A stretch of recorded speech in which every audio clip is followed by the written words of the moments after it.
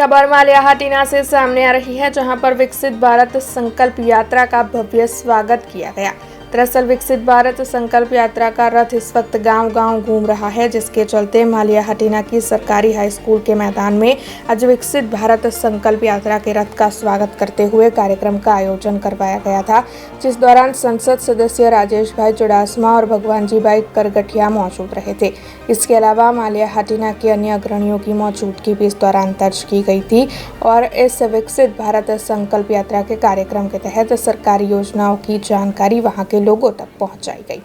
वडाप्रधान श्री नरेंद्रभाई मोदीनी જે વિકસિત ભારત યાત્રાનો રથ માળિયા મુકામે આવેલો, જેમાં સેવા સેતુનો પણ કાર્યક્રમ સાથે રાખવામાં આવેલો।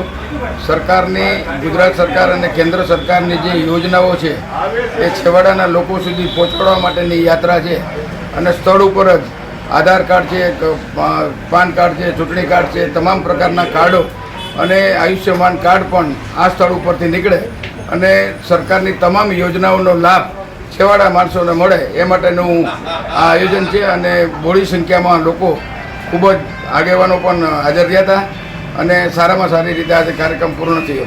अब खबरों से लगातार अपडेट रहना हुआ आसान। बीआरजी न्यूज आपके मोबाइल स्क्रीन पर।